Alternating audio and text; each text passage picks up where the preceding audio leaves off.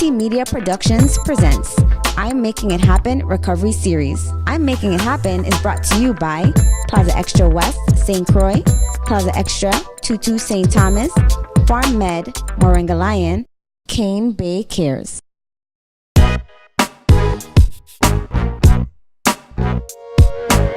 Hi, I'm Nicole Tyson, and you're watching I'm Making It Happen. And guess what? We're in the kitchen today in Gallows Bay Bakery with Melvin Morton.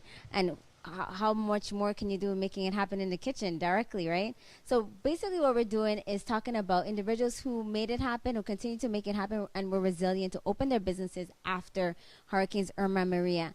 And to me, the bakery is a very important thing to open. And I was so happy because when I got my butter bread and cheese and my bush tea, after the hurricanes, I felt like I could get through it once I had that. And I'm sure you felt the same way after the hurricanes. The bakeries being open was a lifesaver. And so we are here going to be speaking with Mr. Morton in regards to what it took to open up the bakery and provide this needed service after the hurricanes, and just basically how we got into the baking industry. And he's working right now cleaning fish. We've cleaned fish. We've cleaned salt fish, smoked herring, chicken. He says the whole 9 yards. I've been a part of it. Yes, I was helping out too. You can believe it or not, but I was helping. Right, Mr. Morton? Yep, you do. He co-signs. So, Mr. Morton, thank you so much for the time you're giving us on a Sunday. I know you're working, and we're so appreciative. And you have a lot of fish in this sink right here, because this is fresh fish, right? Yep, just came in yesterday. First of all, how did your family fare after the hurricane? We did good, just some water, so I'll say nothing. I just sum it up as nothing because some people lose their roof, they lose their home, the whole house, and all we get is water. So I'll say we feel very good. Okay, great. I'm glad to hear. And so tell me, how many days after the hurricane did you guys reopen? The very next was 2 days later on the hurricane, after the hurricane. Because the first day we came in and cleaned up, and then we opened 2 days after. Wow. And what did it take to reopen? Did you already have a generator and everything? Yes, I have a generator. That's a small generator that I use, and we just hook up and go. So we were sort of prepared, you know. We always have a standby, so it wasn't that bad. If we had to go from scratch, it would have been a lot worse. Were people waiting? On occasion, yes, they were. But because of the curfew, it was sort of help to control, you know. I remember there was a curfew in effect for a good while. Yeah. So that helped. Only one time we had a problem with the crowd. Nobody wanted to adhere to the curfew, so the police come and shut us down. So you were in demand after the hurricane? Yeah, bakeries are in demand during this time, so we was a part of that.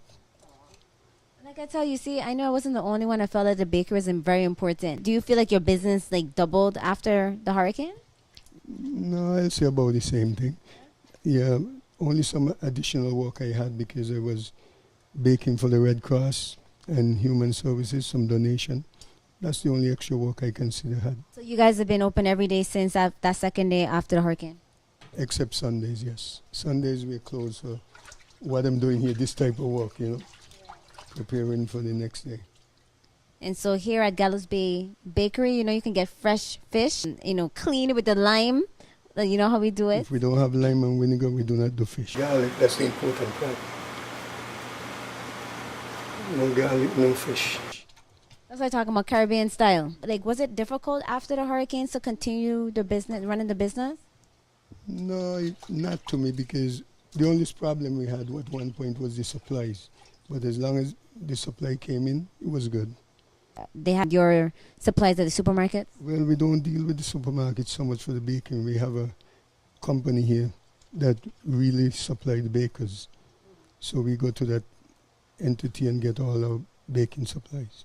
And they were operational after the hurricane? Yes, they were. You make a very unique kind of bread, first of all. I came in one day asking for titi bread, and they said, what is that? We don't sell titi bread here. We sell butter bread, but the small kinds. So tell me about how that was created. Titi bread. We do sell titi bread. Maybe the salesperson didn't understand, but titi bread is a Caribbean product. Right. Some places they just call it nipple bread, someplace titi bread, just different names. But the way you create your bread, though, it looks like a mini butter bread. Is that the same? No, we do a mini butter bread. We do have that too. Okay. It's a completely different mix. Okay. And We do both white and wheat. So here's the first place I've ever seen a mini butter bread, and it's very tasty. You can put your cheese in it, and it's awesome. And how did you even get started with the baking industry? Well, baking was not my thing. I never want to work night. From a kid, I always said I don't want to work night. But I end up doing it. So that's one of the reasons I was a contractor. Construction work in the daytime. But then I took a trip to Florida a long time ago.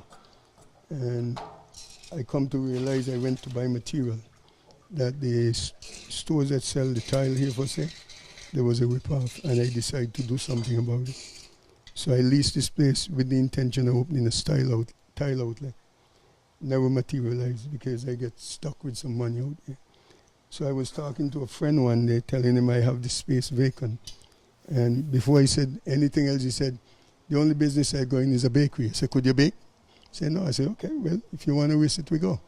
So that's where we start. And the answer, I had a company in Florida that I dealt with.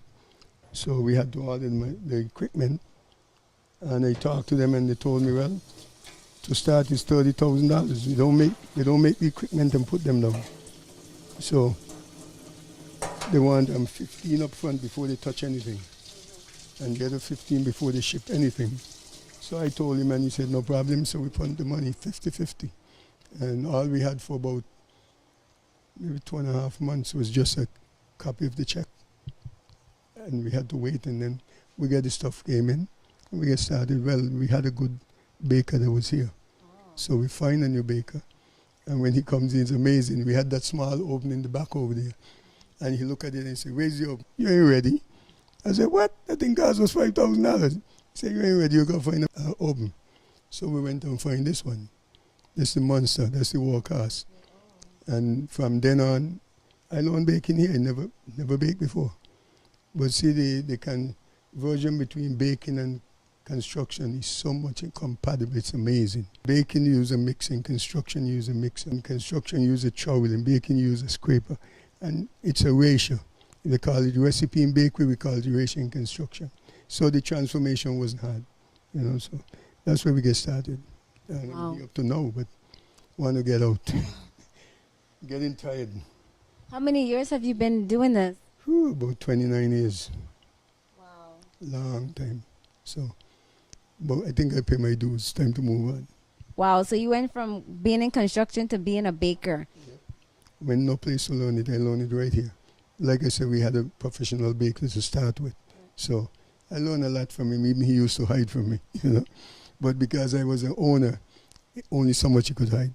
So I had a little advantage of doing that, privilege, if you want to say. Okay. So that's where we are. And today, still struggling to keep it going. But I'm not giving up yet. Maybe another year, so we'll have another year to get you mini butter bread.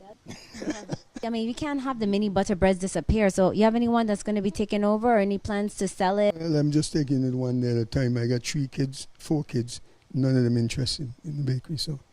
The one who I thought probably would have, she said, the day you die, I sell that thing and put it here studio. I say, okay, I'll be gone, so you do what you want. Okay. So I guess that's where it goes, Baking is hard work, really. It's not as challenging as construction. I prefer construction because you're doing new thing. Every day, every print is different. But baking is the same old. So I guess maybe that's one way they don't want to. I don't know. So did you do any construction once you open up this bakery? Yeah, we're doing construction still because, like I said, we had a professional baker. Okay. So myself and the other guy who started, we were contractors. So he used to do his work, I do mine, and we came in later and help up. All right. Well, thank you so much for your insight and your dedication. I mean, it's a Sunday and we clean and fish. My hands are dirty. So, definitely appreciate the time. Is there anything you want to say about making it happen? Because I feel like, you did a lot in regards to being open after the hurricane. Well, to me, like I said, wasn't a lot because we were prepared, sort of prepared, let's put it that way. So as long as we had things in place, everything went smooth, Okay. The employees come to work, I get the passes as they're supposed to, etc. It's only one drawback, like I said, when the customers decide they can't wait, they don't want to adhere to the curfew, so the office had to come in and close us down. That's about it. But it was a temporary close down. Yeah, it was just temporary for the day. You know, because, I mean, whether you like it or not, there was a coffee. You got to adhere to it. Yeah. But that's a good problem. That means people wanted your business. So that's a good thing. Yes. That's why there's not much to it. But is it very important? You said you were prepared. So you were prepared before the hurricane. So you made sure you had the generator. You made sure you had your supplies and everything before the hurricane happened. And how did you secure that? So if your building was damaged or something, how did you secure it? Well, see how the height of the floor first, eh? We don't go anything lower than that to the floor. So you'll have to have about 12 inches, 14 inches of water in order to affect the floor. That's the main product you got to look about. The margarine, etc., could go higher, you know, elevation. But the flour is the one. So we was able to do that. And like I said, we had gasoline, we had a small generator. So we was there. What were you supplying? Was it just bread or did you also have food as well? Everything. We do a full kitchen with food and pastries and everything. So in 2 days after the hurricane, you had a full gamut of all your foods? Yes. Okay. There was a lot of people who had food, you know. But even the radio station, they were advertising us and come over and get the stuff. Which was good. At least we could have support somebody. All right, great. Well, Mr. Morton, is there anything you want to say regards to the public regarding recovery or moving forward? Because I was a contractor, I know what it takes to do those type of work out there, so I think they're doing great. If I wasn't, I probably will say they're not moving fast enough. But I know what's involved, you know, so they're doing good. The recovery is really moving. I agree. He says the recovery is moving. We're moving fast in St. Croix. Very fast. And I totally agree. So thank you so much for your time. This is Mr. Morton at the Canagata Gallows Bay Bakery. And he's been making it happen since the second day after the hurricane, providing all his bakery foods and meals. So really appreciate you. And you're on a Sunday. You give us time and you're cleaning the fish. I'm going to roll up my sleeves and help you a little bit more. So stay tuned for the next I'm Making It Happen show. I'm Nicole Tyson. And as always, stay positive. Look us up on I'm Making It Happen on Facebook. Look us up on YouTube at I'm Making It Happen. And also our website, www.imakingithappen.com. And until next time, take care while I clean this fish. I'm Melvin Morton and I'm making it happen. Are you?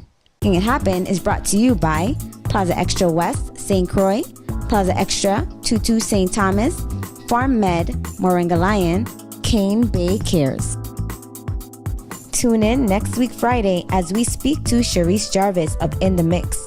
There were a few teardrop moments, so make sure to mark your calendar for next week Friday. Here's a sneak peek at next week Friday's episode. I was so despondent, like the jokes, you guys, like they just do not understand how that really played into just keeping us grounded, you know, like really and truly. And I just want to say thank you to everyone.